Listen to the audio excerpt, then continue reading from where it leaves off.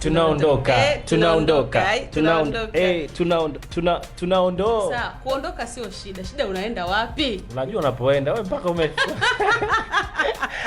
mpaka unaondoka hivi unapokwenda kweli. Okay, sawa. Asalamu alaykum popote pale ulipo. Karibu sana mtazamaji wa 69 Media Pro, lakini pia karibu sana mwanafamilia wetu mpya. Kwa ambaye ndo kwanza unajiunga, basi cha kwanza kabisa fika pale kwenye neno subscribe, unabonyeza pia alama ya kengele, una subscribe, una like, una comment na kushare, unakuwa umetisha zaidi kinyamwezi. Mimi hapa ni Sam Baby. Mimi naitwa Ching the baddest. Ndimu. Wow. I missed you. I miss you too. Sikukuu unajua bana. Yes, naelewa. Sikukuu ilienda lakini. Alhamdulillah. Au sio? Bwana. Mambo mazuri kabisa. Sikukuu unajua watu walikuwa halali njaa. Nilipita hapa bwana, nikaona kama vile ulipita na kingora. Nikasema wapi hawa? Wameenda kualikika wapi? Mjini bana, mjini siku zote bana, mjini ni watu. Yes. Unakuwa na watu unaishi nao vizuri kabisa. Basi mialiko ndo hivyo. Sawa, karibu sana mtazamaji, na hii ni The Gossip Table, sehemu ambako unapata kujua story nyingi ambazo zina trend kwenye mitandao, lakini pia kwenye jamii yetu tunayotuzunguka ndani na nje ya Tanzania. Ukisikia ile kauli ya kwamba maji hufuata mkondo Ching, hiyo kauli ogopa sana. Ndio. Na unaambiwa vya kurithi vinazidigi. Huwa vinapitiliza. Vinapitiliza, yani vinazidi. Ni sana kwamba ile mwalimu kabaki kuwa mwalimu, mwanafunzi kawa rais wa nchi. Ndio. Ndivyo hivyo. Na siku zote mwalimu anapomfundisha mwanafunzi wake anapokuwa, unaambiwa kuna wakati sasa unatakiwa umfuate mwalimu wako, umwambie sasa mimi nimekuwa mkubwa zaidi yako. Na mwalimu yeye mwenyewe huwa anajivunia kuona kwamba wewe umepita kwangu, hata kama umekuwa mkubwa zaidi yangu, lakini wewe utabaki kuwa mdogo kwangu. Kuwa mdogo tu. Sawa, hapo mtazamaji tuko na story inayomhusu ni Najma yule, mtoto wa Siwa Kikala ama Amina Vikoba, ama dada yake na Dula Makabila. Ndio. Bwana, huyu binti ndoa yake imefungwa siku chache tu au miezi michache nyuma iliyopita. Sijui na vizuri.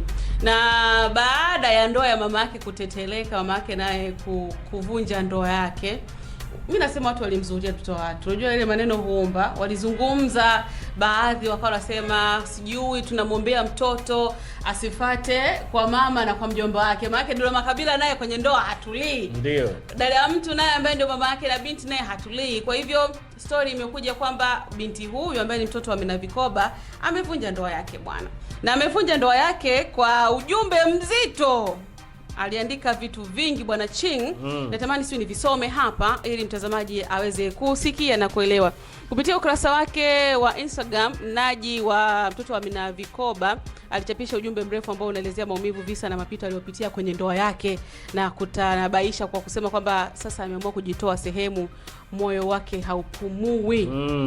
Mimi na nukuu alichokiandika, aliandika hivi: nilikaa kimya nikidhani upendo unahitaji kuvumilia kila kitu. Nikajisahau nikimfurahisha mtu mwingine. Nikabeba maumivu nikayaita mapenzi, lakini kuna siku moyo huchoka kujifanya uko sawa ili hali umevunjika ndani kwa ndani. Leo nimechagua amani yangu kuliko kulazimisha penzi lisilo niheshimu. Nimechoka manyanyaso, nimechoka machozi ya usiku, nimechoka kuumia huku nikitabasamu mbele za watu. Kuondoka sio udhaifu, ni kujipenda. Mwanamke akiamua kuondoka, ujue alijaribu sana kubaki. Si kila anayenyamaza hana cha kusema. Wengine wamechoka kuelezea maumivu yao kwa watu wasiobadilika. Nilivumilia mpaka nikajipoteza, nikapenda mpaka nikajisahau. Leo sitafuti huruma ya mtu yoyote, natafuta utulivu wa moyo wangu. Nimejifunza kuwa amani ni bora kuliko relationship yenye vilio kila siku. Sitaki vita tena, sitaki manyanyaso tena, sitaki kulazimisha penzi tena, nimechagua amani. Watu wataita umebadilika bila kujua maumivu sio kubadilisha. Hakuna anayejua machozi niliyofuta gizani, hakuna anayejua namna nilivyopambana kubaki strong. Lakini sasa nimefika mwisho wa kuvumilia. Mwanamke akianza kujipenda, utafakari ni kiburi.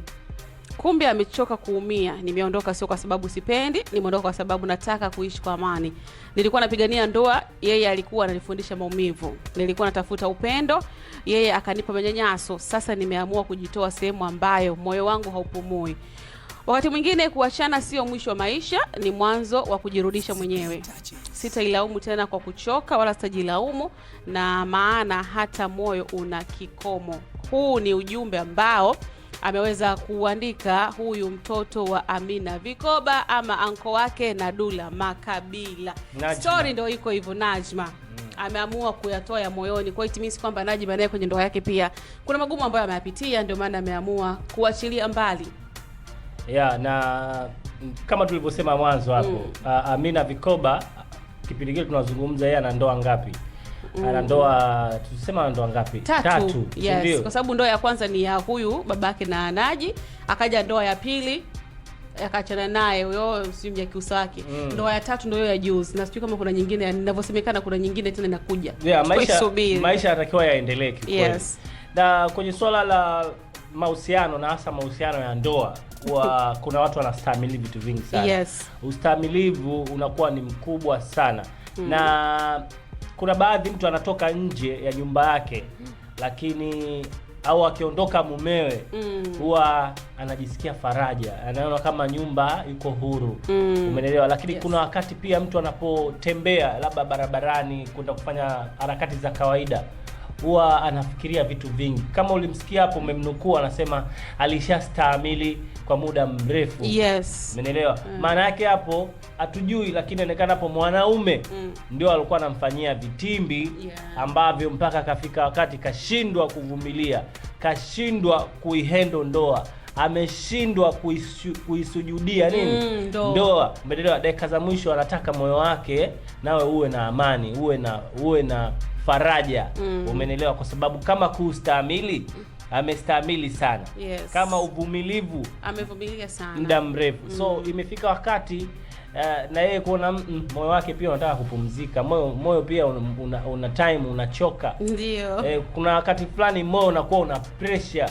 Manake mwanaume kwa jinsi alivyoelezea hivi, mwanaume ndo anaonekana amemfanyia vitimbu. Inawezekana labda jamaa ni mtu wa michepuko. Yes. Inaonekana jamaa ni mtu wa michepuko, kwa sababu mimi sidhani kama ndoa inavunjika kwa scenario yoyote ambayo labda pesa labda tatizo au tatizo. Ndoa inavunjika kwa sababu labda mwanaume anachepuka na mtu mwingine na ndani kumekosa uvumilivu. Ndio. Unajua kuna hata vikombe kwenye kabati vinakorofishana. Unaelewa? Unasikia ukifungua vikabati unajua zile. Kwa hiyo baadaye maisha yanaendelea, lakini kwa Najma ambaye mpaka sasa hivi ameweza kufunguka ukurasa, naye mwenyewe alisema amechoka. Unajua mtu amekwambia mimi nimechoka. Ndio. Manake ameelezea, amesema mpaka nimeelezea, nimekuja kwenye mitandao. Nimeona bora mujue kwamba hichi kitu ambacho nimekaa nacho kilikuwa kinaniuma kwa muda gani. Watu walikuwa wananiona tu natembea, nafanya maisha yangu, naenda, lakini ndani ya maisha yangu kulikuwa kuna vitu vingi sana vinaendelea, na hasa kwenye ndoa yake. Na ndio maana akaja live akaongea, na ni kitu ambacho ameongea. Sasa kwa upande wake, unajua sometimes usistendie sehemu moja kwamba yeye kwa upande wake nikaongea tukawa tuna base kwake yeye kwamba ati tukawa kama ndo tunamwamini alichokizungumza. Sometimes pia wanawake pia wana makosa makubwa sana, na ndio maana mwanamke anakuwa sababu ya kufanya vitu vikubwa na kufikia wakati kutalakiana. Ni hatari sana. Watu wanazungumza wanasema huenda mtoto pia kafata kwa mama, kwa sababu aliona mama yake alishindwa kuvumilia, akaona ni simple tu, mbona mama mwenyewe kwenye ndoa akashindwa kuvumilia, na mimi nijitoe. Labda mtoto anafuata ile njia ya mama aliyopita, kwamba anahisi ni njia sahihi. Kama tulivyozungumza, ni njia katika maisha. Kuna vitu huwa vinashabihiana. Ndio. Umeelewa? Kuna vitu vinashabihiana sana. Yes. Na hasa hiyo kwa baba au kwa mama. Huwa historia huwa zinajirudia sana kwa watoto. Ndio. Umeelewa? So usishangae ni kwamba inawezekana ni matatizo ambayo yamesababisha mpaka ndoa ikavunjika. Unajua sometimes kama ulivyomsikia hapo Najma anasema ameistamilia sana kwa muda mrefu ndoa. Umeelewa? Maana yake ni amefanya maamuzi ya mwisho kusema basi tena sitaki tena. Ukija kwa Amina mwenyewe Vikoba, kama hatumjui Amina Vikoba ni huyu wa kwenye nini Kombolela. Si wa Kikala. Si wa umeelewa? Kwa hiyo yule mama huwa hana anachokipoteza. Hapo kana yeye ni kawaida. Alafu kwa sababu yule mwanaume anaenda ndipo anavyorudi, anavyosogea kwake ndivyo rudi. Yaani ukienda pale ndo kwa respect, kwa sababu ule kama ni mwanaume mwenzio, unaelewa?